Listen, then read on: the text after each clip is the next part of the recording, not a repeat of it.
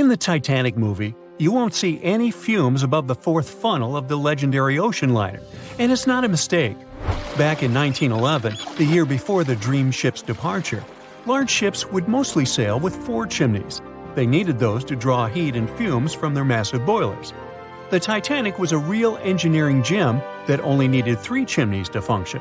So the fourth was added for balance and more impressive looks. The White Star Line thought the public would have been disappointed to see only 3 pipes on the greatest ship of all time. The Titanic sister ships, the Olympic and the Britannic, also had 1 fake funnel each for the same reason. The dummy chimney wasn't completely useless and served for ventilation. It took out the fumes from the machine spaces in the lower decks and from one of the first-class general rooms. 1 big ventilation funnel, instead of several small ones, helped to declutter the upper decks and left more open space for passengers to enjoy their strolls. When Titanic went down, the funnels, each weighing 60 tons, went down with the rest of the ship. They were made extra tall to make sure the passengers weren't covered in the soot being ejected. Their height and weight let them stay in the upright position. The forward funnel, followed by the others, fell only when the ship went for the final dive. Those chimneys were much lighter than the bow, so they spread among other debris. The light material they were made of flattened once it hit the bottom, and the iron-eating bacteria living deep down took care of it later. The bow of Titanic remained intact when it hit the seabed, but the stern was completely mangled. When the famous ocean liner hit that iceberg, things got really messy. It took the future movie star a whole 2 hours and 40 minutes to submerge completely. The collision let water flood 6 out of 16 watertight compartments. As the water gushed into the starboard side, the ship started to tilt down in the front and a bit to the right. By midnight, the damaged compartments were spilling water into others, and it was chaos because these compartments were only watertight horizontally. Soon enough, water started flooding through the anchor chain holes, and by 2 a.m., the bow was sinking, and the stern's propellers were lifted out of the water. The ship kept flooding until the moment the bow went underwater, and the stern shot up almost 45 degrees. The weight of those massive propellers stressed the ship's midsection. The steel just couldn't handle it and failed. Survivors described that moment as some loud noise, like breaking china or falling gear. That was the Titanic's upper structure giving in.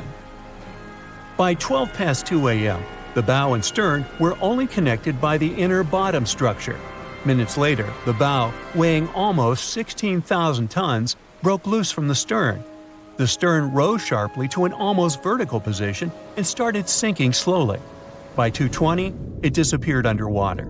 The bow was cruising down at about 13 miles per hour and had hit the ocean floor almost a half an hour before the stern. The 2 parts of the Titanic now lie 2,000 feet apart, pointing in different directions. The bow remained mostly intact, just covered in mud. The stern turned into a tangled wreck because of the implosions it went through during the descent. The air trapped within the structure just couldn't handle the increasing pressure of the water deep down. Signal rockets played a big part in the Titanic's tragedy. When a ship goes down, you're supposed to shoot up red flares to signal trouble. But someone decided to stock Titanic with white lights instead of the usual red ones.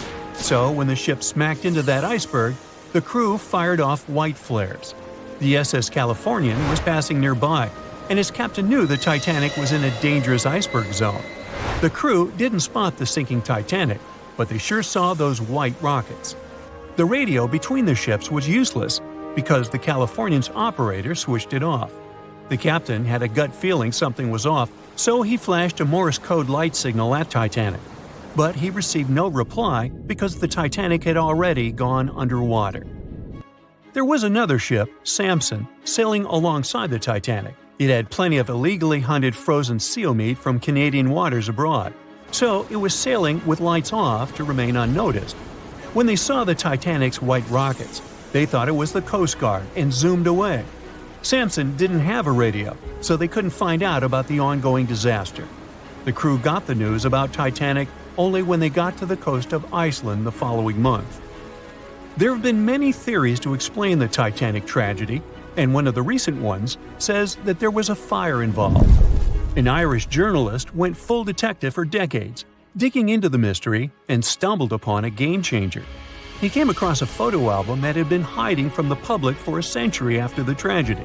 In the pictures, taken at the Harland and Wolff shipyard in Belfast, Northern Ireland, just over a week before the liner sailed, you can clearly see a massive 30-foot black spot on the ship's hull.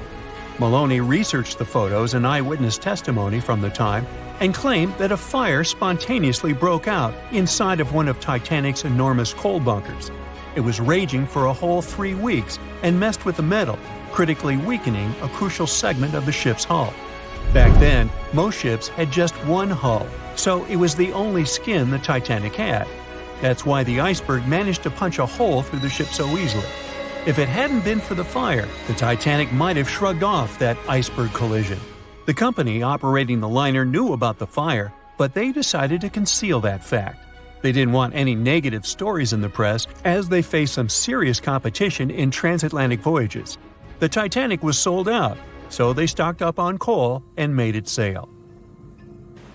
The moon might have also played a role in the sinking. Our satellite heavily affects tides on the Earth. The closer it is to our planet, the stronger the tides are because of the increasing gravity of the moon. Back in 1912, the moon was so close it made several glaciers in Greenland break apart. Massive chunks of ice that broke off from the glaciers started floating south. The supermoon event came just 6 minutes after a spring tide.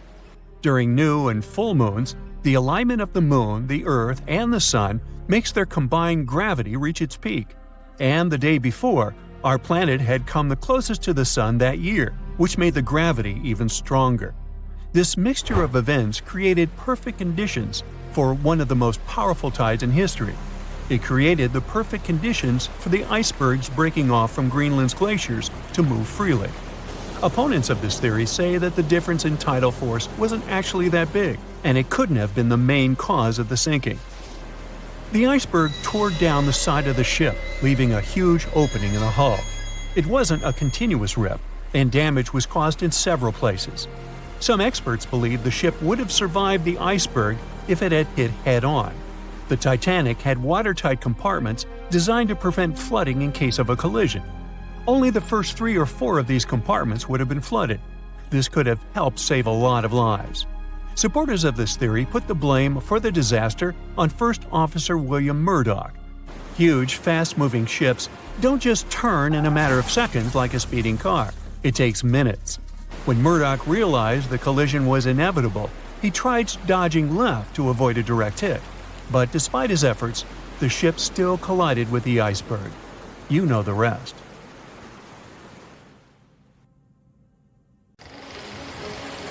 It was 11:39 at night when the Titanic's lookout shouted, "Iceberg, right ahead!"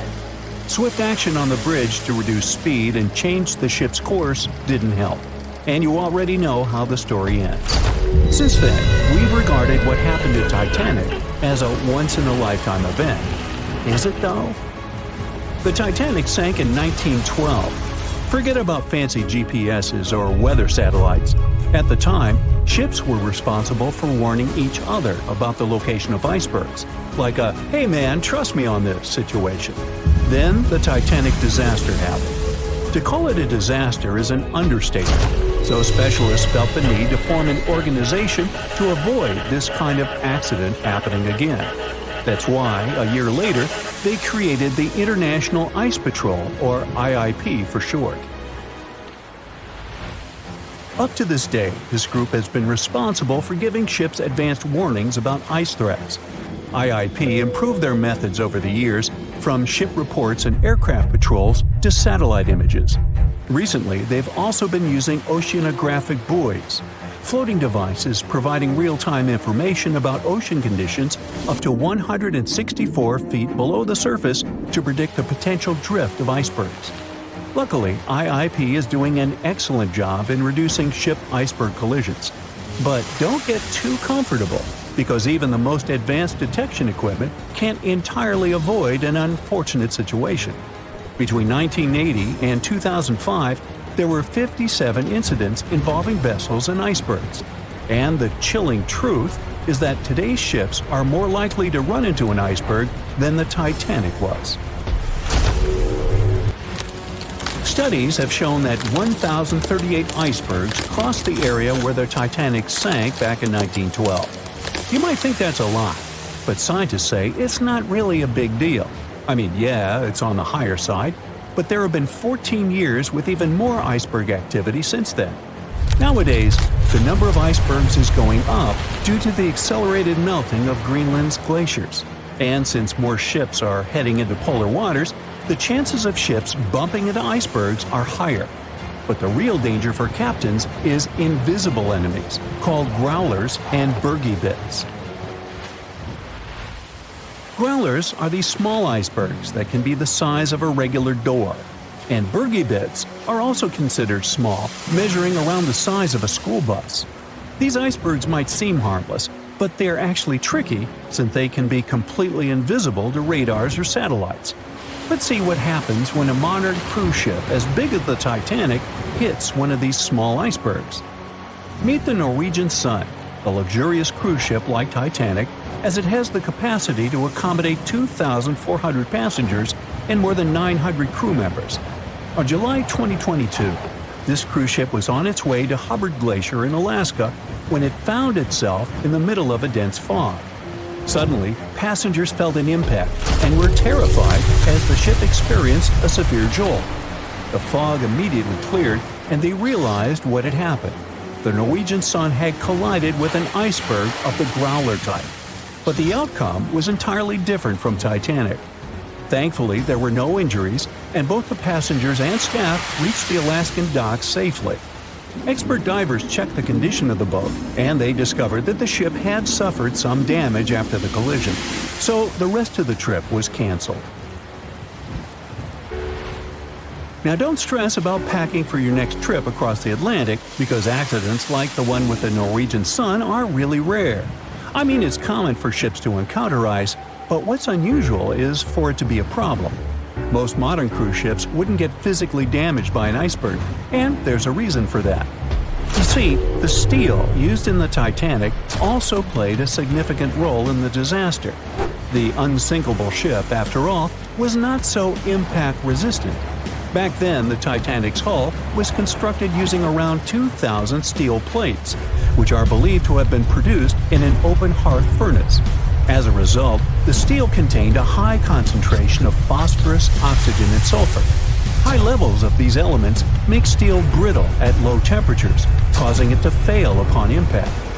While the steel used on the Titanic was of the highest quality available at the time, it wouldn't meet the safety standards of modern ships, and it was approximately 10 times less safe than what today's vessels use.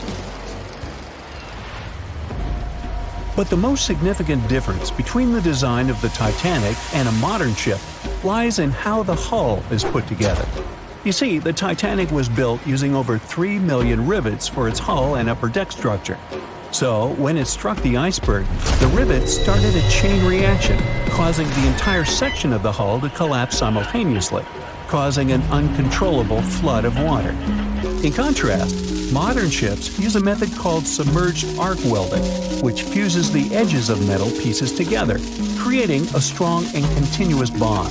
This is safer because if any part of the ship gets damaged, the tear doesn't spread, making things worse.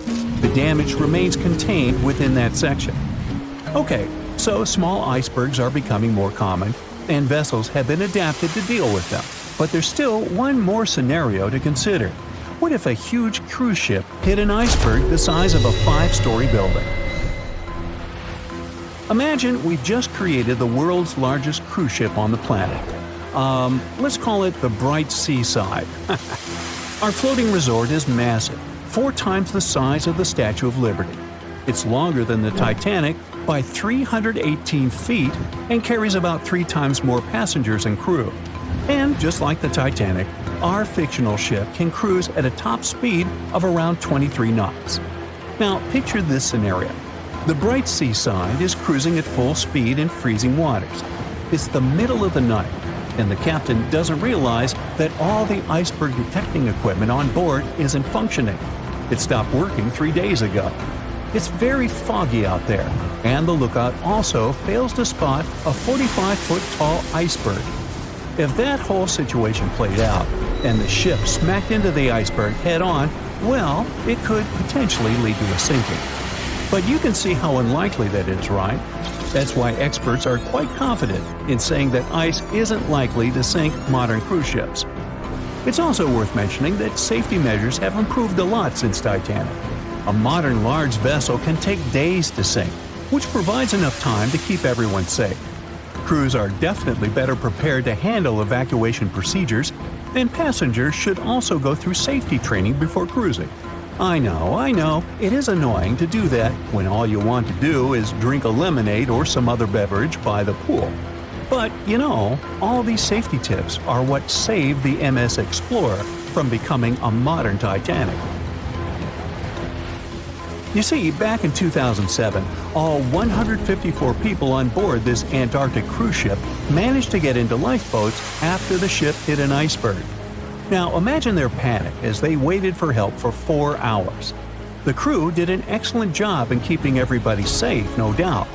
But a report that came out 2 years later said that the MS Explorer accident had happened because of the inexperience of the captain, who had pushed the ship too fast into a wall of ice in the freezing waters of Antarctica.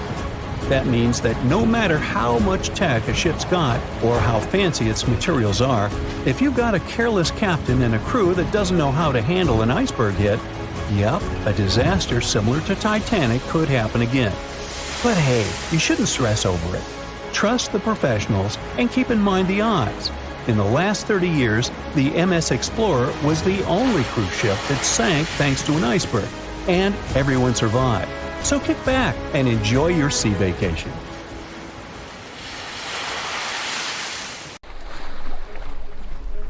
The lookout shouts, "Iceberg right ahead!" The Titanic strikes the ice. Water starts flooding in. Third-class passengers are locked up. There aren't enough lifeboats for everyone. Panic sets in. Violins are playing. The ship sinks. Well, we all know the story of the movie Titanic like the back of our hand by now. But what if I told you that Hollywood lied to us? To tell the real story of what happened that freezing night in 1912, we need to rewind a bit. The lookout shouts, "Iceberg right ahead!" Yep, that part was true. Just before 11:40 at night, Frederick Fleet noticed something darker than the sea directly ahead. As the ship got closer, he realized it was an iceberg. The engines were quickly reversed and the ship turned sharply. Instead of hitting it head-on, Titanic scraped along the side of the berg, sprinkling ice on the forward deck. If you remember, in the movie, Jack and Rose are having a romantic moment when they feel the ship shudder after hitting the iceberg. Everything shakes as if they were in the middle of a light earthquake. Some real-life passengers reported feeling something similar after the impact. But according to Titanic survivor Frank Prentice, it wasn't exactly like that. He said there was no impact as such, and it all felt more like slamming on your car brakes. The ship stopped, and that was that. Some people even slept right through the collision, confirming that there wasn't such an abrupt impact. Mr. Prentice, curious about what had happened, left his cabin and went out to the deck. When he got there, all he could see was a little ice on the surface, not the towering iceberg that Jack and Rose saw. But as we all know by now, the real damage happened below the waterline, where the iceberg had a jagged spur that slashed a 300-foot gash in Titanic's hull. Once the crew realized how severe the damage was, they immediately began sending distress calls to nearby ships, asking for help. At some point in the movie, the radio operator goes to the captain and says there is only one ship nearby, the RMS Carpathia, which later ends up rescuing many passengers. But in real life, there were more ships around. It's believed that the SS Californian was only about 23 miles away. This ship might have actually seen the Titanic sinking, or at the very least, seen its rockets exploding high in the sky. Yet, for reasons we will never fully understand, they didn't try to help. Let's get back to the story. Now, people need to get off the ship. At 12:45, lifeboat number 7 was the first to be lowered. Just like in the movie, women and children were told to go first. But in reality, some women were hesitant and even refused to get into the lifeboats. Mr. Prentice said this happened mainly for two reasons. First, these lifeboats were high and passengers were terrified of the 70-foot drop from the deck to the ocean below. And second, most women didn't believe the Titanic would actually sink. It was called unsinkable after all. So the idea of getting into a lifeboat seemed pointless at the time. This mindset probably explains why Eloise Smith, a first-class passenger, recalled that there was no panic or chaos at first. Other survivors backed this up, saying that no women or kids were crying. But one thing that was indeed concerning, at least for the crew, was the possibility that the lifeboats might buckle under too much weight. This is one of the theories why the first few lifeboats left carrying only a fraction of their full capacity. Like lifeboat number 7, which only carried 27 people in it, even though it could hold up to 65. In total, Titanic had 20 lifeboats, which could carry about half of the 2,200 people on board that night. But that didn't happen. And now we know the passengers had no idea there weren't enough for everyone. As women were calmly getting into the first lifeboats, musicians headed up to the deck. Their only goal was to play and keep the passengers calm. That's a pretty well-known fact. But the real story is that some survivors said they never saw or heard the band. No violinists whatsoever. It's not like Hollywood misled you though. The musicians did play for over 2 hours after the ship had hit the iceberg. So maybe these passengers were just too panicked to notice the songs, or the musicians started playing later than we think.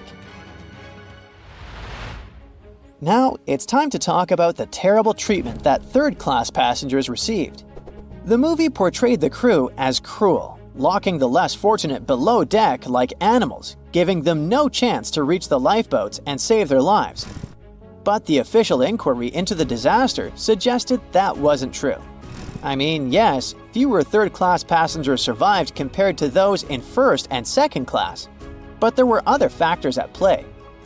Many third-class passengers were reluctant to leave the ship, clinging to their belongings, and had a harder time making their way up from the cabins, which were at extreme ends of the ship. Some survivors confirmed that they were not locked up. In fact, it was quite the opposite.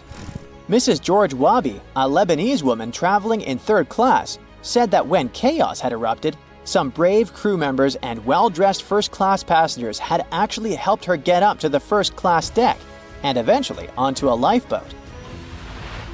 At first, the Titanic was sinking slowly, bit by bit. Passengers reported seeing the water rising and hearing pops and cracks.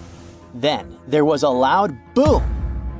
Some said there had been just one explosion, while others described it as a series of smaller explosions, which they'd thought had been the bulkheads giving way.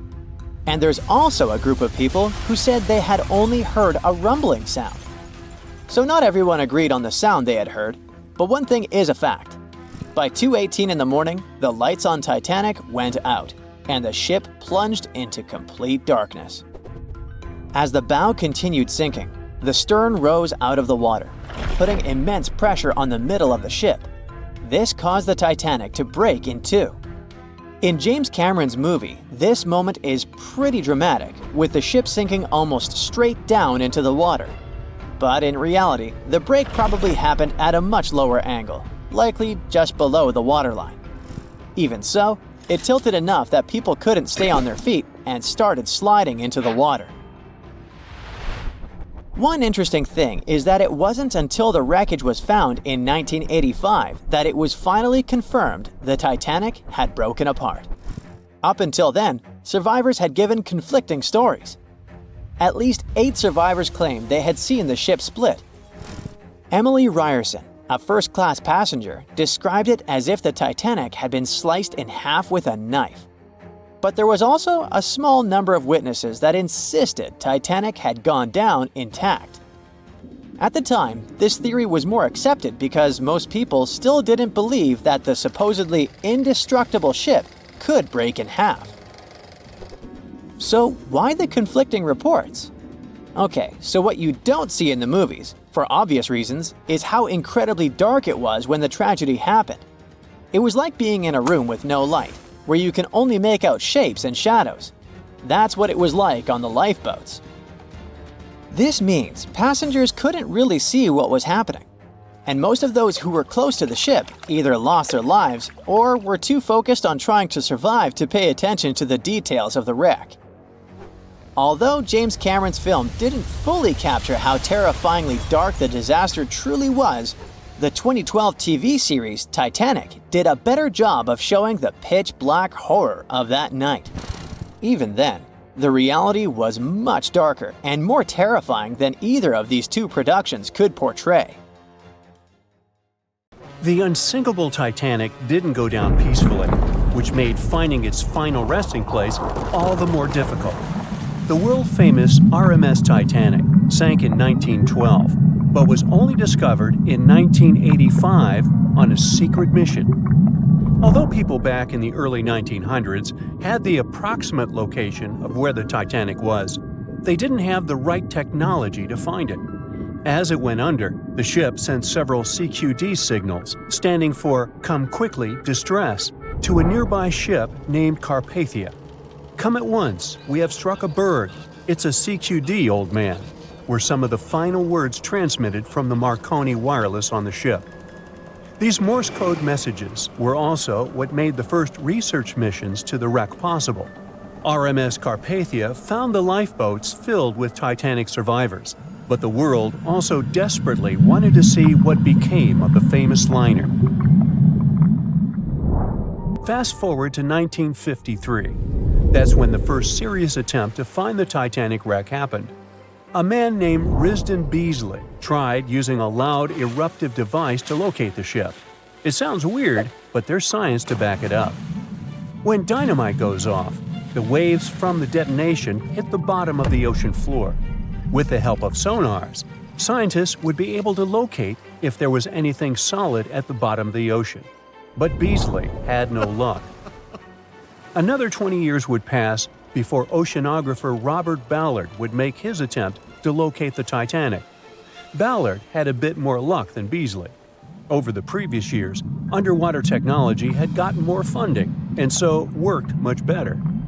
He tried it the first time in 1977. Ballard partnered with the Woods Hole Oceanographic Institution on a mission to map the ocean floor. While the institute hired him to test out their new mapping technology, Ballard's intention was to go a little further and find the Titanic wreck. In the middle of this new technological ship, there was a hole that allowed for a long pipe to be extended into the water just above the ocean floor. Attached to the end of this pipe, Ballard installed a pod with sonars and cameras. They thought they were in for something big, and so they took the ship to sea to run some tests. That's when, on a trial run, adversity struck. The drill pipe broke, sending all of their expensive material to the bottom of the ocean floor, just like the Titanic. When Ballard failed, another important character came into this story, a man named Jack Grimm, an eccentric oil tycoon. Grimm had become famous for trying to find things such as Noah's Ark, the Loch Ness Monster, and Bigfoot. He also tried to prove the hollow Earth theory, that says that the interior of Earth is entirely hollow and hosts underground cities and nations. His search consisted of trying to find a large hole on the North Pole, and thus venturing inside the hollow Earth. After his attempts failed, he set his eyes on the jewel liner that had sunk, the RMS Titanic. Grimm had the money, but he didn't have the know-how. So, as a billionaire, he made a big donation to Columbia University and asked in return to use some of their equipment. He hired a team of highly qualified scientists to help operate the machinery. Here's where it gets a little strange. Jack Grimm was a believer in folklore and non-conventional ways of doing things. So he brought a monkey on board and surprised the research team. This monkey, called Titan, was believed to point to a map and locate lost things. In this case, the Titanic. The scientists went crazy when the monkey appeared and told Grimm it was either them or the monkey. This expedition left Florida without Titan, Yes, there would be no monkey business. They set the course to the exact location of Titanic's last distress signal. They arrived, examined every inch of the ocean floor, but still found nothing. Grimm's first expedition lasted 3 weeks, but unfortunately, they found absolutely nothing. They tried a particularly good search method known as mowing the lawn, where they mimic such movements to map every inch of a larger area around Titanic's distress coordinates. The reasons for failure were important defects in the equipment and terrible weather. That's when that prior searcher of the lost Titanic came back into the picture, Robert Ballard. He didn't have the millions Jack Grimm had, but he had one thing going for him. The marine geologist was working closely with the U.S. Navy to locate 2 nuclear submarines which had sunk in the 1960s. Ballard himself says he was living 2 lives, one as a researcher and the other as a Navy intelligence officer. The deal was simple. He'd have a green light to search for the Titanic after he found the 2 missing submarines. To find Thresher and Scorpion, he used an unmanned submarine vehicle called Argo. Argo was like a little snow sled. It was attached to a bigger ship that sailed above the water. Argo was connected to the ship by a long cable, and it was piloted by a team on board. The sled had sonars and cameras that provided real-time imaging of the ocean floor, so it was a real advancement on other attempts. After much thinking, he had a eureka moment. He supposed the force of the wreck should have left a comet trail that led back to the ship. While searching for the Titanic, most people had tried to find the ship itself. But until then, it had been trying to find a needle in a haystack. That's why Ballard's logic was so brilliant. He needed to invert the order. He had another obstacle on his hands: time. He could only look for the ship after finding the lost subs, and by the time that happened, he had 12 days left.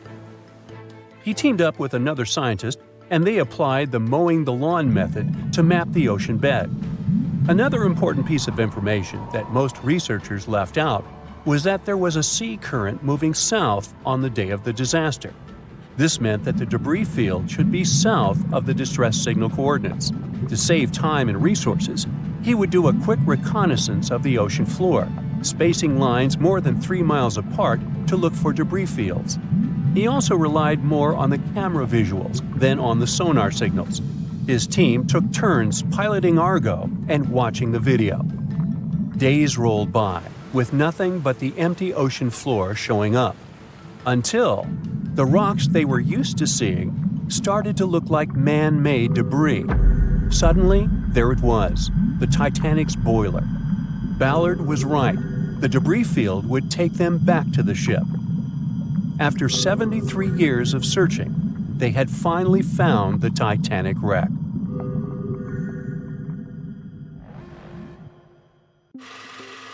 We know Titanic from so many stories, even a movie, but now we have its first full-sized digital scan. And nope, it's not like those models from before, where we mostly imagined what the ship was supposed to be like. This time we got a real digital scan. A team of experts really mapped the deep-sea floor around the Titanic together with the ship itself. We basically got a 3D view of the entire wreck, which is like going deep down beneath the ocean's surface and seeing Titanic as if all the water has been drained away. So, the story of the wreck started in 1985, 73 years after the Titanic went down. The explorer named Robert Ballard stumbled upon it somewhere between 2 submarines that also went down in that area. He was actually on a different task back then, so he didn't even have time to explore the ship properly. But as he was searching for the submarines, he realized how ocean currents affect sinking debris. He noticed the heaviest object sank quickly and left a trail of debris behind, the trail that followed the currents. Using this knowledge, Ballard made a hypothesis the Titanic had broken in 2 and left a debris trail as it sank. Before he found the wreck, everyone thought the ship just went down in one piece after hitting an iceberg. So everyone knew where the ship was so the adventure could start, or not. It was hard to explore it.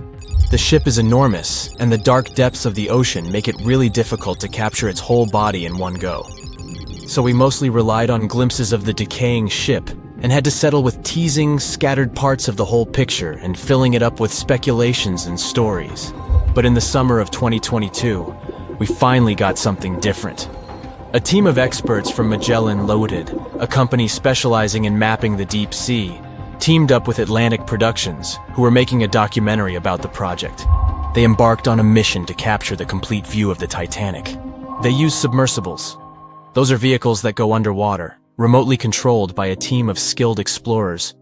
These submersibles dove deep into the ocean. It wasn't an easy job.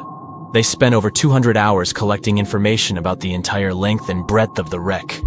It was like a real-life treasure hunt. But instead of finding gold and jewels, they took something even more precious. Over 700,000 images of the Titanic from every angle possible. Yup, they took photos of every tiny part of the ship, even the not-so-interesting bits most of us would usually skip. Even mapping the muddy parts was an important part, because it helped fill in the gaps between the more exciting things they discovered. And this was a way for all of us to finally get a detailed 3D reconstruction. Even though it's been more than 100 years, you can still recognize the bow of the Titanic, covered in rust that hangs down like stalactites. On top of the bow is the boat deck, where a big hole gives us a glimpse into the empty space where the grand staircase once stood, like a window into the ship's glamorous past. Its stern is now a wild mess of twisted metal. As the Titanic went down, this part collapsed and spiraled into the seabed. The bow and the stern ended up separated by about 2,600 feet. There's a vast field of debris surrounding this giant, stuck on the seafloor. This debris is like a scattered treasure trove, full of intricate metalwork from the ship, statues, and even unopened champagne bottles. There are also personal belongings that went down together with the ship, like dozens of shoes resting across the seafloor. It was a tough task to do, go down and take all those pictures. It may not sound that hard at first, considering it was the vehicle that really immersed itself into such deep parts of the ocean, not the people. But studying the ocean is hard. We haven't explored, mapped, or even seen over 80% of it. The conditions are harsh, and the pressure becomes more intense the deeper you go. And their vehicle had to dive down to nearly 13,120 feet below the surface. That's like 12 Eiffel Towers stacked on top of each other. Plus, you have strong currents in that area, so it was probably like trying to navigate through a watery maze. And submersibles weren't supposed to touch anything. Even the slightest wrong step can damage the wreck that was already so fragile. It seems like the Titanic is frozen in time, so it will always be there waiting for us. But in reality, it's slowly disappearing. It's pretty obvious that the ocean water ruined it considering how long it has been down there. But it's not just that. The wreck itself has become a home for a specific type of Bacteria halomonas titanicae that even got named after the famous ship. These bacteria have a special ability. They can survive inside rusty formations known as rusticles. They kind of look like icicles, those spikes of ice that form when water falls from something and freezes. These bacteria have a taste for iron, which is abundant in the ship's hull. For them, it's like a real buffet down there. And as time goes by, these bacteria will keep eating away at the iron in the ship, bit by bit, until one day the feast comes to an end and the whole ship is gone. It's like a slow but steady recycling process. So this 3D model we got because of the hardworking team and technology comes at the best time because we never know how much time we have left with exploring the famous wreck. This time we might even understand the collision with the iceberg better. You know how movies always show the Titanic hitting the iceberg on its right side? Well, we can't even be certain about that. The scans could help us figure out if the ship actually grounded on the iceberg, like getting stuck on it. We can study the stern and analyze how the Titanic struck the seafloor. That will also help us understand what really happened during the sinking. Maybe we'll get a chance to discover if there was really a strong fire that sealed the fate of the Titanic. One theory says that the coal fire had been raging for a whole 3 weeks before the ship even took its first and last trip. And this could have made its hull weaker, which means most of the work was done. The iceberg just delivered the final blow. If there even was an iceberg, as some people wonder. There's an alternative theory they suggested where the Titanic may have actually hit a hidden mass of pack ice instead of a typical iceberg. Pack ice is made up of large sheets of ice that float near the ocean's surface and can be difficult to spot. They believe this pack ice might have drifted into the Atlantic from the Arctic Ocean. According to one professional mariner, Captain L.M. Collins, that stands up with that idea. If the Titanic had struck a regular iceberg, the ship would have sunk much more quickly than it did. And since the Titanic managed to stay on the surface for a relatively long period of time, less than 3 hours, maybe this was a different type of collision. The mariner also said there are differences in what people said they saw when the Titanic sank. He thinks these differences might be because of optical illusions. In this case, when people were looking at the ocean that night, the way the light was reflecting and the conditions at sea might have made things appear closer or distorted. So when they saw something in the water, it might not have been exactly what they thought it was, whether it was an iceberg or something else. Binoculars might have helped the crew members to spot the potential danger, but unfortunately, they didn't have any. It appears they were locked inside a cabinet, and no one knew where the key was. Everyone knows the story of the Titanic, but not many people know that Titanic had 2 sister ships, and that on the night of its sinking, one of them was rushing to help but didn't make it in time. Bad luck seemed to follow the trio of ships, but each one of them had glorious moments that live in the minds of those who sailed in them. Keep on watching to discover a story of awe, ingenuity, and ill fate. And don't forget to click the subscribe button and turn notifications on to join us on the bright side of life. You know how the iceberg hit the Titanic, how the band played to the end, and how the whole tragedy unfolded, but before it happened, it would have seemed an impossibility for such a ship to meet the end it did. None of that could have been foreseen by White Star Line, the company who built the Titanic, who had high hopes for what the unsinkable ship and its sister ships, the Britannic and the Olympic, would accomplish. The Olympic was the first of the trio to make sail on June 11, 1911, heading towards New York. The sheer size of it would wow the crowds. The Olympic's maiden voyage went without incident, and a crowd of 8,000 people in New York got to explore its luxurious accommodations while it was docked there. There were high expectations for the massive ship, but just around 2 months later, the Olympic crashed with the HMS Hawke. The Hawke got the brunt of the damage, as the bow was left flat as a pancake. After the crash, the Olympic made its way slowly back to Belfast, where the Titanic was being constructed. On the dock, people could see the 2 enormous ships side by side, as parts of the Titanic were used to put the Olympic back in shape. A rare sight to behold. And on April 14, 1912, the Titanic hit an iceberg, and minutes later, the crew radioed nearby ships for help. That night, the Olympic was returning from New York when it received the distress signal. The ship turned around and rushed at full speed towards the Titanic, but they were so far away that they would have arrived next night. At some point during the early hours of April 15, 1912, the crew of the Olympic decided they wouldn't make it in time and stopped course. The survivors of the Titanic were eventually rescued by the Carpathia. Olympic was set up with lifeboats for all crew and passengers after the Titanic sank. It went from having 20 lifeboats to 64. Changes were also made to the watertight bulkheads, and an extra hull to construct a type of double hull was installed. It was determined that a double hull would have kept the Titanic from sinking. For several years, Olympic was used in the war effort against Germany. Throughout the years, Olympic carried over 200,000 passengers, which included thousands of Americans fleeing from Europe and troops battling during World War I. One of the most significant moments for this ship was when it struck a German submarine and sank it. It was discovered that the submarine was preparing to fire a torpedo on the Olympic before Olympic rammed it. The Olympic ended up sailing the seas for 3 decades, which earned her the nickname of the Old Reliable, despite some previous accidents. It went on to help the survivors on the HMS Audacious when it was sinking, and do what it couldn't for its sister, Titanic. Eventually, bad luck caught up with the Olympic. The ship crashed with the Nantucket Lightship, and the crash signaled the beginning of the end. Beaten up, and after years of service, the Olympic was demolished and scrapped for parts. The Old Reliable saw many years of service and thousands of passengers, but the Britannic's journey was shorter-lived. When the Titanic sank, White Star Line was faced with a problem since they already had another enormous ship in the works. White Star Line began construction on the HMHS Britannic on November 30th, 1911, around 4 months before the Titanic sank.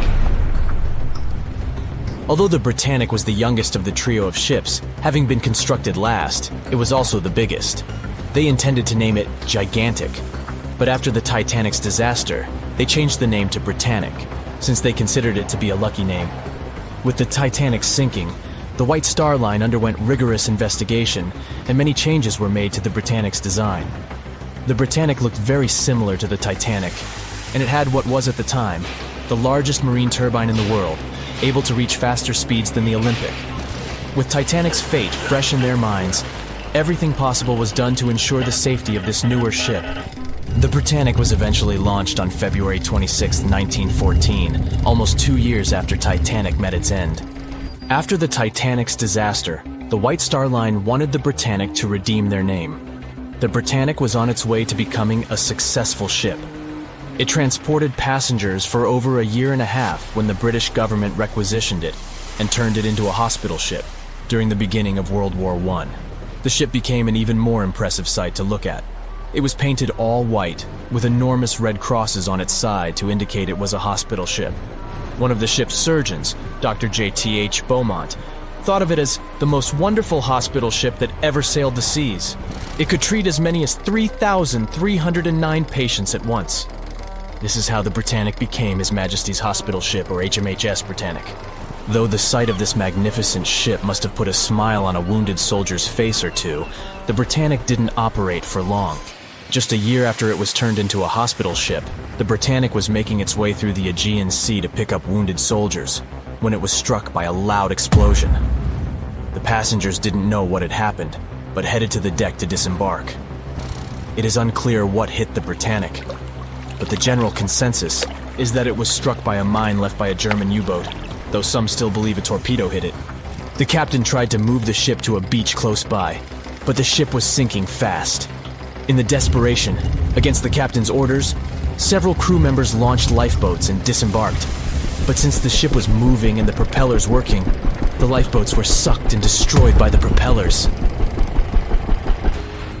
Though so much effort had gone in to ensure the Britannic was safer than the Titanic, whatever explosion occurred left the Britannic in the same dire condition as the Titanic in just 10 minutes. In a cruel twist of fate, it also sank in the ocean. Unlike Titanic's enormous death toll, only 30 people perished in the sinking of the Britannic, and over 1,000 survived. So many people survived because the accident happened in the morning, when the temperature of the water was warmer and the Greek island Kea was close by to offer help. In the end, the Britannic only sailed the seas for over 2.5 years.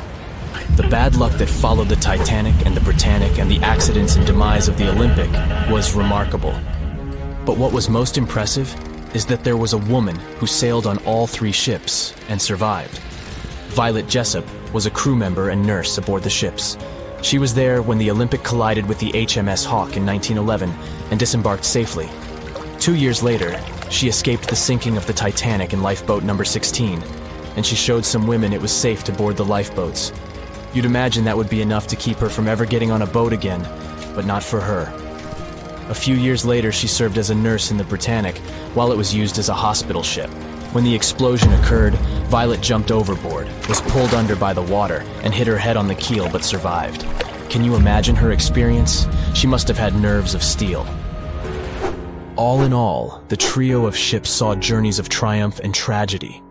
Ill fate might have followed them, but all the survivors were left with incredible stories to tell. So tell us, Brightsiders, would you have liked to have seen any of these ships in real life? Let us know in the comments section. Don't forget to give this video a like, share it with your friends, and click subscribe to stay on the bright side. "I'll never let go, Jack. I'll never let go," said Rose. Then she did let go, and the whole movie theater burst into tears. It happened when Titanic came out in 1997. Alright, who am I kidding? It's really hard not to cry when you watch this scene for the 10th, 20th, and 50th time almost 30 years later. But did this great love story happen in real life? Or did James Cameron just invent it for some good drama? As much as I don't want to disappoint you, Jack and Rose never fell in love on board the real Titanic. There was a real Jay Dawson on the luxurious ocean liner, but he was a crew member, and his full name was Joseph. The real-life inspiration for Rose was the American artist Beatrice Wood. James Cameron came across her biography while he was working on the first draft of the script and decided to bring her love for art and family background into the story. It doesn't mean that the movie is completely off when it comes to historical accuracy, though. The unsinkable ship that sank departed from Southampton, England to New York, and was 400 miles south of Newfoundland on April 14th when crew members noticed the iceberg. The contact with it lasted 37 seconds, precisely as long as the corresponding scene in the movie. Remember this guy, Thomas Andrews, who was wandering around with a small notebook and pencil? He was the real ship designer. Andrews was quite talented at what he did, and had worked on many successful projects before the Titanic. He would normally travel on the ships he designed during the maiden voyage to make sure everything was going smoothly. He boarded the Titanic as one of the first-class passengers and was taking notes all the time. After the unfortunate rendezvous with an iceberg, Andrews was seen inspecting the flooded parts of the ship with Captain Smith. According to his sad forecast, the Titanic would have gone down in about 2 hours. One of the stewards claimed that he had seen Thomas Andrews moments before the sinking. He chose not to leave the Titanic and didn't put on his life belt. No one had seen him ever since. Another memorable moment from the movie is a boy playing on one of the decks with his spinning top. This was an accurate recreation of a real photo that was taken on board the Titanic on April 11, 1912. The passengers in the photo are first-class passengers Frederick Spedden and his 6-year-old son Douglas. The family was going back home to America after traveling around Algeria. When the evacuation of passengers began, Spedden's nurse told him they were going to see the stars. They say he had successfully slept through the entire drama and woke up safe and sound in a lifeboat the following morning. His father had also survived the sinking. Sadly, an automobile accident took the life of Douglas just 3 years later. One of Titanic's most charismatic ladies, both on the screen and in real life, got her nickname Unsinkable Molly Brown for a good reason. Several witnesses remembered she was, indeed, trying to persuade others in her lifeboat to go back and save more lives, just like in that heartbreaking scene from the movie. When Carpathia came to the rescue of the surviving Titanic passengers, Margaret Brown was helping lower-class survivors and involved her fellow first-class passengers in the process. Once they all got on solid ground, Brown organized a survivors committee. She awarded the captain of the Carpathia for rescuing so many people and was really upset she hadn't been allowed to testify at the Titanic hearings because she was a woman. You won't see any fumes above the fourth pipe of the ship in the movie. It's not a technical mistake. The Titanic, indeed, had it only for more impressive looks and didn't really need that pipe. Back in 1911, the year before our hero's departure, large ships would mostly sail with 4 chimneys. They needed those to draw heat and fumes from their massive boilers. The Titanic was a real engineering gem that only needed 3 chimneys to function. So the 4th was added for balance. They thought the public would have been disappointed to only see 3 pipes on the greatest ship of all time.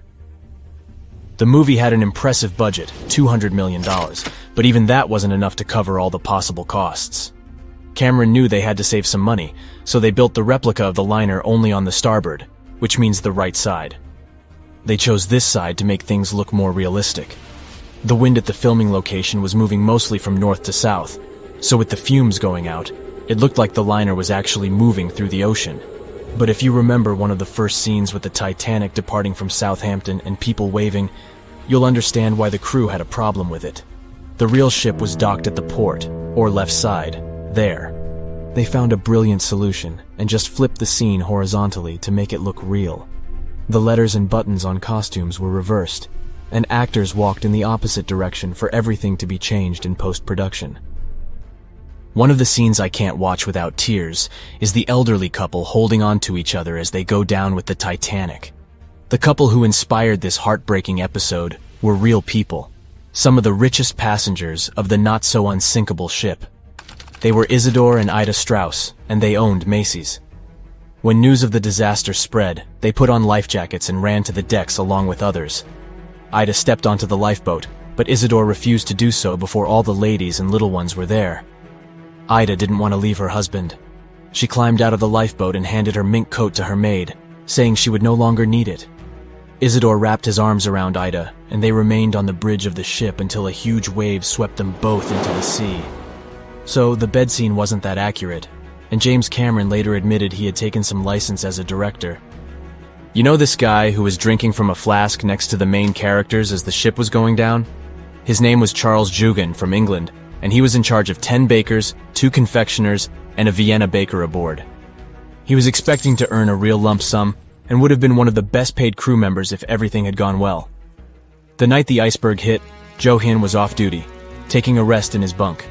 He immediately woke up and sent his bakers to deliver bread to lifeboats. He then returned to his room for a drink. Once he came back on the deck, he helped others get in his assigned lifeboat. There was no more room for Charles inside, so he ended up on the outside of the rails of the ship. Finally, when the Titanic submerged, he just swam away, and as the sun rose again, he found one of the lifeboats and was rescued by Carpathia. The contents of the flask must have helped him survive. The well-dressed man who decided to stay on the Titanic forever was American businessman Benjamin Guggenheim. That last name probably sounds familiar. And yes, he was from that famous family. Guggenheim was traveling with his valet, his significant other, a singer from France called Leontine, her maid, and their chauffeur. They all boarded the Titanic in France during one of the short stops it made after leaving Southampton. When disaster struck, Benjamin was helping the ladies get in their lifeboat. He reportedly said they were only saying goodbye till the next day. He was sure the ship would be quickly repaired. After helping many women and youngsters get in the boats, Guggenheim chose not to fight over the remaining seats. He and his valet returned from the decks to their first-class suite and put on their finest suits to go down like gentlemen. The Royal Mail Ship, or RMS Titanic, easily the most famous steamship in history, was once the symbol of luxury and dreams that promised to come true. It took 3 years and 3,000 people to construct it. On April 10, 1912, the brand new ocean liner greeted its passengers with the smell of fresh varnish, paint, and newly sawn wood. Back then, they still used lead for the production of paint and linseed oil as a binder, so that smell must have been powerful. When it was fully operational, the giant vessel consumed around 850 tons of coal per day, and the passengers would also smell its fumes. Another odor that must have filled the Titanic's decks, at least the first-class ones, was the new scent by the famous French perfume house Guerlain.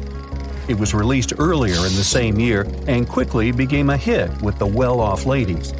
The perfume that you can still buy today is a mix of violets and iris with creamy vanilla. On the dramatic evening of April 14th, when Titanic only had hours to live, the unknowing waiters were serving oysters, lamb and mint sauce, roast duck with applesauce, and other delicacies to their first-class guests. The second class was filled with the smells of curried chicken, spring lamb, and roast turkey. Third-class passengers had simple gruel and biscuits that night. At 11 p.m., as the ship got dangerously close to the iceberg, the new smell added to the mix. It was a mineral odor with metallic notes. If you have ice in your fridge, you must have noticed it takes the smell of neighboring foods. The same happens to icebergs. They take on the odors of sea animals and maintain the chemical composition of the water that they're made of. If more people had known about the meaning of this particular metallic smell, they probably still wouldn't have saved the ship. But the number of people that managed to escape to safety could have been larger. Speaking of smells, in case you've ever wondered what space smells like but aren't planning to become an astronaut anytime soon, listen up. You can try out Eau de Space, an aroma that was designed by NASA decades ago. The idea of the perfume was to help astronauts prepare for their encounters with space at all levels during their training. But hold on a second, space is a vacuum, so it technically shouldn't have any smell. Yet, astronauts who have been out there remembered it as a pleasant metallic odor, something like the smell of welding fumes or burnt gunpowder. They could smell it on their spacesuits after coming back into their spacecraft. We can also guess what other planets smell like based on what their atmospheres are made of. Venus has clouds of sulfuric acid in its atmosphere, so it must smell like rotten eggs. Mars and Uranus also smell like rotten eggs, by the way. Each of the layers of Jupiter's atmosphere is made up of different chemicals. That's why it smells different depending on where you are. Some layers would greet you with a yummy aroma of bitter almonds or marzipan, and others, closer to the top, smell like cleaning products. The remaining planets of the solar system are unlikely to have a distinctive scent because they're mostly odorless gases in their atmospheres. As for our natural satellite, the Moon, the Apollo astronauts claim that its dust smells like gunpowder. The fragrance of fresh-cut grass makes regular mowing it nearly worth it. But did you know that the grass isn't having a great time while you're doing it? In fact, it's sort of screaming for help. And because grass can't scream out loud, it expresses discomfort by releasing a mix of smelly, volatile molecules. It does it to protect itself from insects. Caterpillars and other similar creatures just love to munch on sugary plant snacks. When you mow the grass, it releases jasmonic acid, among other things. It's sort of a signal to parasitic wasps that there is a caterpillar available.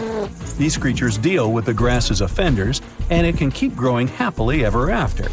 From the point of view of the grass, mowing is not much different from an insect attack, so it protects itself the best way it can. The rain has an easy-to-recognize powerful smell, also known as petrichor.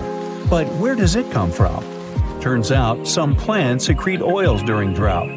The rocks and soil accumulate those oils compounds, and when the raindrops hit, they mix with water and release into the air. Sometimes these oils combine with chemicals produced by bacteria living in the soil.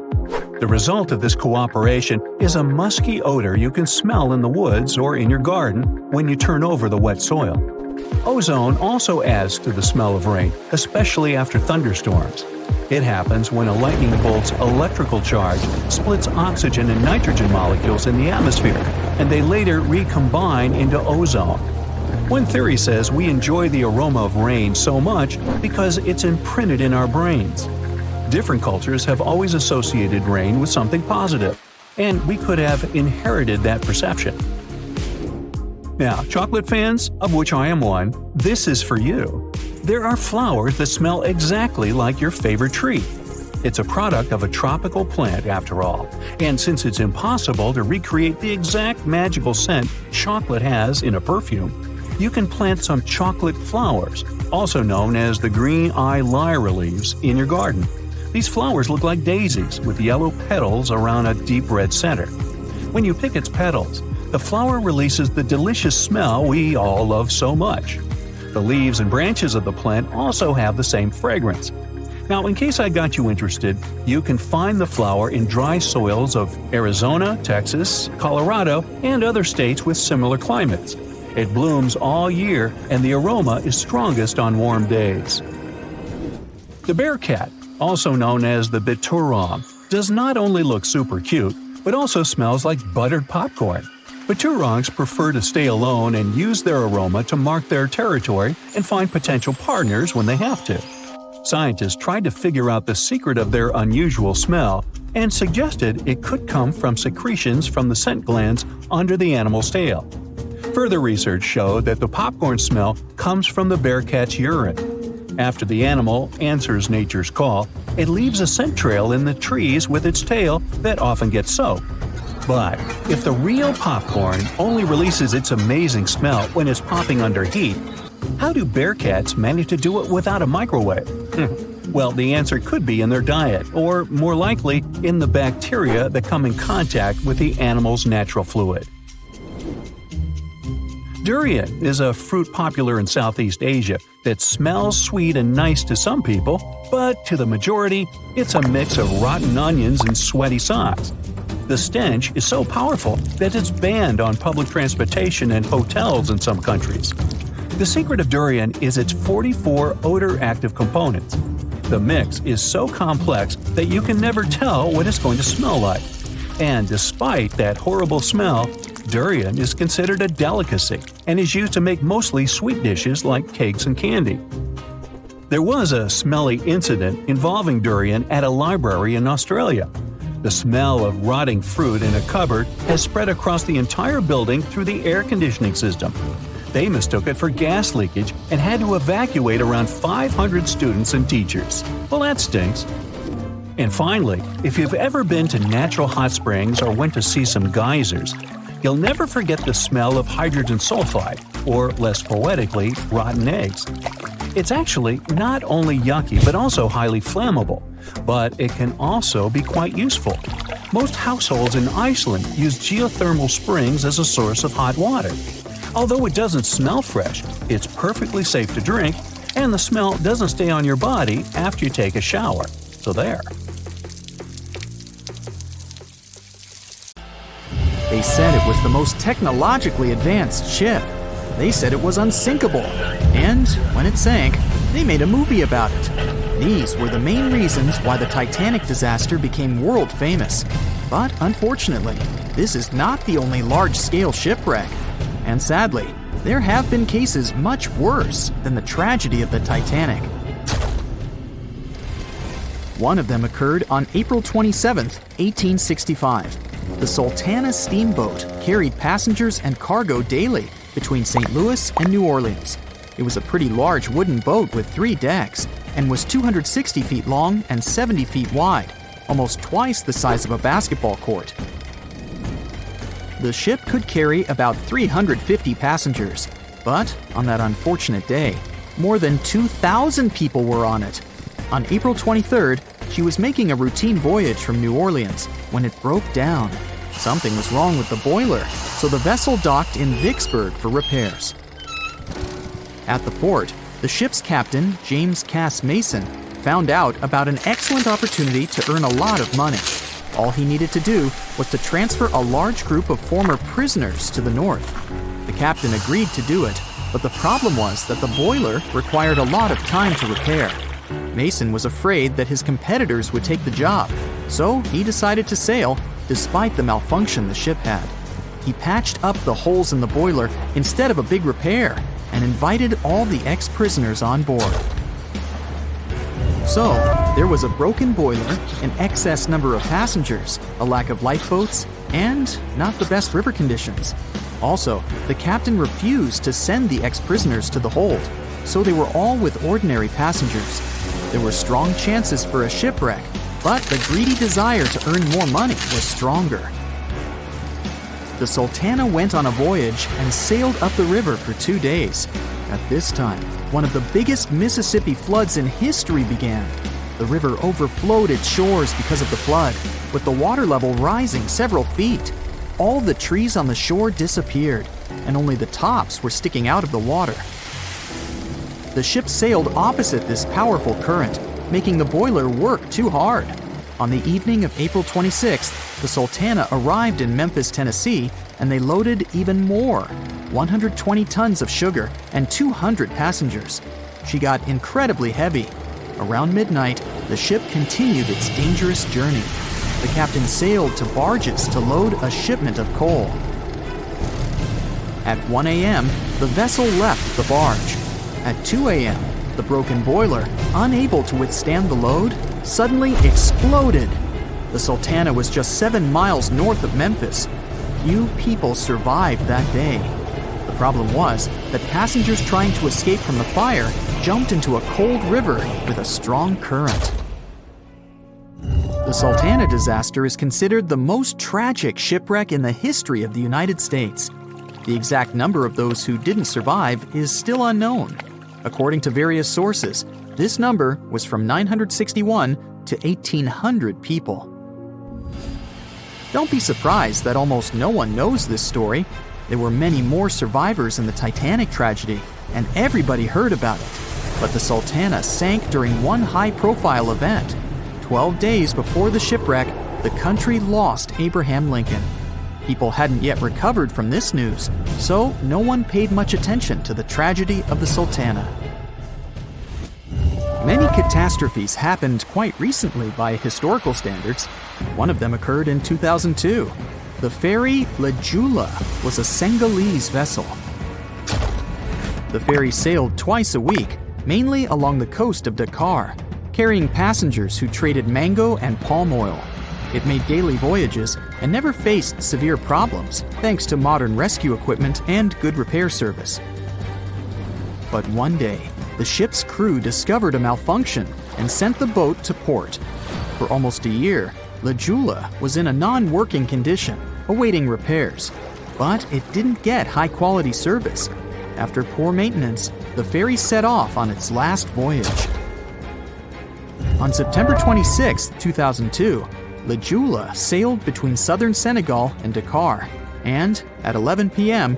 headed toward Gambia, where a strong storm began.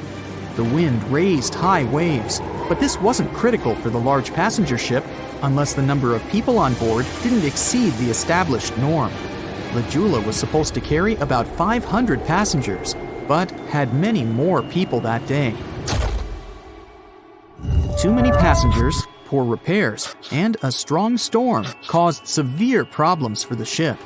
But the main factor in the shipwreck was that La Jula was only built for sailing in coastal waters, but that day, it sailed far from the shore. Big waves started rocking the boat, and at some point, it just turned upside down. The ship's deck went underwater, and its lower part stuck above the surface like an iceberg. All the passengers sitting in cabins fell on the ceiling and lost their orientation in space. There were no holes or damage in the ship's hull, and water flooded the lower decks for a long time. The vessel stood in a twisted position for several hours. Then, the boat began to sink when the water seeped through the deck and hold. The ocean was warm, but no one came to save the passengers. People had to wait almost 4 days to be rescued. Unfortunately, only a few managed to survive. The Philippines is a very dangerous area for ships. This place consists of several thousand islands and a vast area with shallow water. Ships can run aground and damage the hull with reefs and pitfalls. On September 20th, 1987, one of the most terrible disasters in navigation history occurred there. A Philippine passenger ferry called Dona Paz left one of the islands and sailed toward Manila. The sun was shining, the ocean was calm, and the visibility was good. But for some reason, the crew members didn't notice how the tanker Vector was approaching them. The two ships collided at low speed. The collision wasn't strong, but the problem was that the Vector had tons of oil on board, and the Dona Paz crashed into the cargo hold where that oil was stored. So it spilled all over the ocean, and then a spark slipped through. Not only did the two ships catch fire, but also filled with water. Both ships sank in a matter of seconds. Only a few dozen people survived that disaster. On September 27, 1854, the passenger ship Arctic sailed from Liverpool to New York. The fog came rolling down, and visibility got really bad. Another boat appeared out of the thick white haze, the French steamer Vesta. The ships were close enough to each other that a collision was inevitable. The French vessel was smaller, so it seemed to the Arctic's captain that Vesta had received a lot of damage. And while he was staring at the other ship, his boat got quickly filled with water. The captain gave the order to sail to the shore as fast as possible, but the ship's engines stopped working because of the flood. Then the ship's crew started to lower lifeboats with women and kids. Still, when rescuers found lifeboats with people, it turned out that only 87 out of 400 people survived, 65 crew members and 22 passengers. Surprisingly, there were only grown men among them. The ship's captain survived by clinging to the wreckage. All newspapers wrote about this story as one of the most terrible and shameful tragedies in navigation history. The survivors were criticized because they didn't save women and kids, and the crew members were accused of violating the law, since the safety of passengers should be higher than the safety of sailors. But despite this, none of them were brought to responsibility. Unfortunately, shipwrecks still occur to this day, but fortunately, there are fewer of them than before, thanks to modern navigation systems and radar. But no technology can guarantee there won't be a super strong storm or any other emergency that no one can foresee. Titanic sank on April 14, 1912, and all of the passengers' belongings and ship's paraphernalia went down into the deep, dark waters with it. These objects patiently waited to be discovered until 1985. Titanic sank fast, and there seemed to be almost nothing left from the ship. Yet divers in small submarines managed to retrieve plenty of artifacts from the wreckage. If you wonder what those surprising items look like, hey, join me. A number of museums have collections of Titanic items rescued by divers or donated by survivors and their relatives. And some of those items are even sold at auction. So if you're ready to spend a pretty penny on an exclusive artifact, hey, why not? The first artifact on my list is a pocket watch belonging to a Titanic passenger, John Chapman. John and his wife Elizabeth were on their honeymoon. When the ship hit the iceberg, Elizabeth was offered a seat on a lifeboat next to her friend Emily Richards. There was a problem, though. Mr. Chapman couldn't enter the lifeboat. Elizabeth turned to her friend Emily and said, "Farewell. If John can't go, I won't go either." Now, that's what I call true love. After a short time, the ship went under. If we step back and return to Chapman's pocket watch, we'll notice one more heartbreaking detail. Experts believe the watch stopped around the time the ship finally submerged.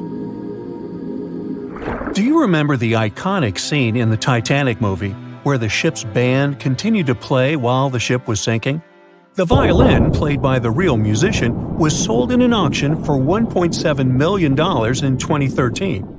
They say the band played "Nearer My God to Thee" as the ocean liner sank. Since we started talking about the band, we might as well shed light on a piece of music found on the ship. It was the song "Put Your Arms Around Me, Honey." Considering the fact that paper gets ruined almost instantly when it meets with water, it's a miracle to see those documents. Another saved paper document is the lunch menu.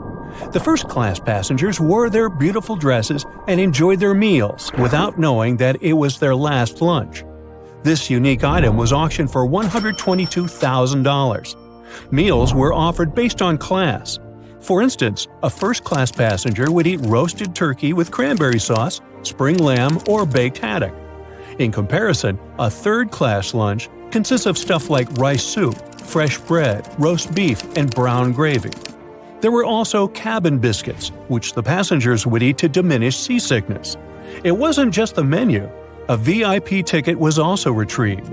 The ticket number is still readable, 1342. Number 5 is Edwardian perfume samples. A chemist named Adolf Saalfeld stepped onto the Titanic with various perfume bottle samples. Why did he bring these samples with him? Well, Saalfeld planned to open a fragrance store in America. 61 vials of perfume sank with the ship.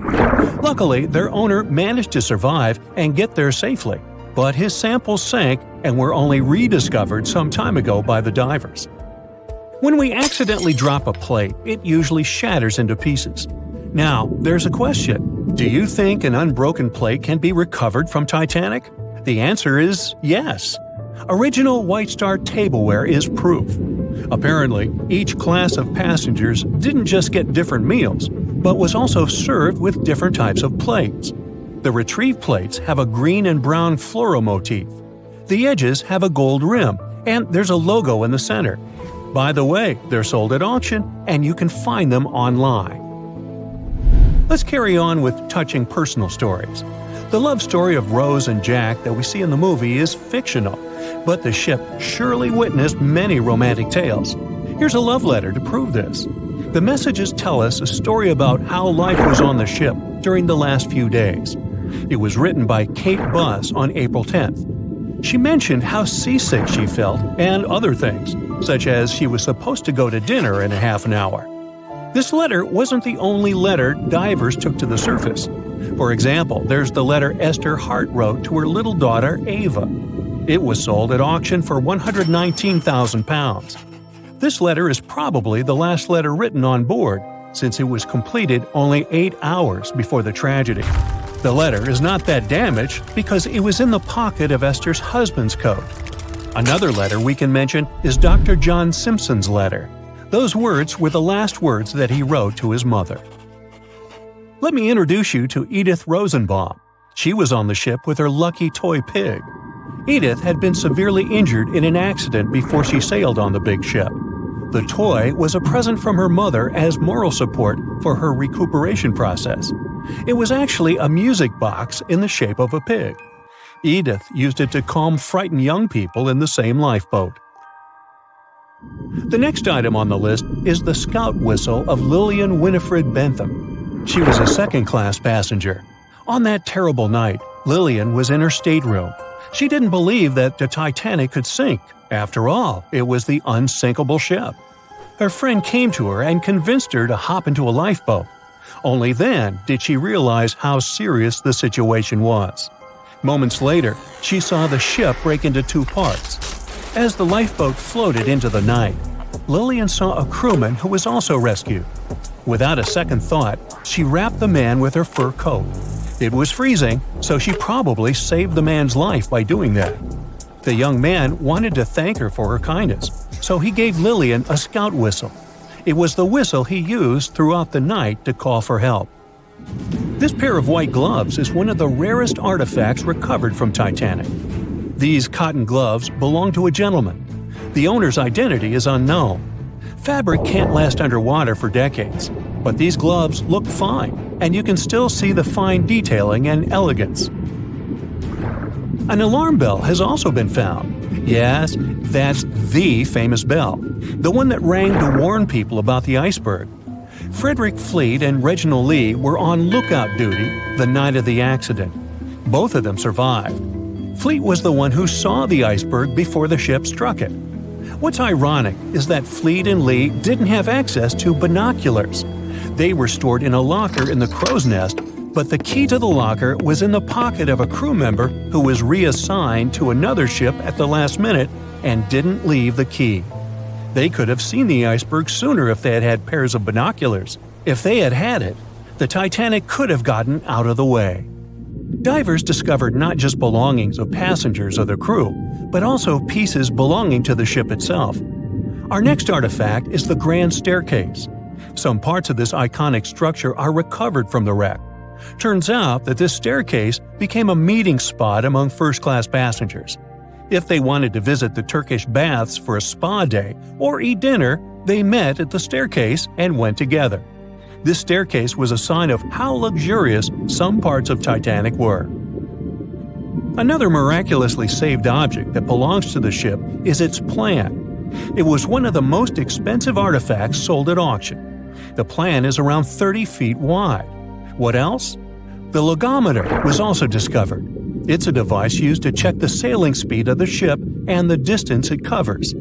The experts say that from the start at noon on April 14th, the device logged 268 nautical miles. And there's more.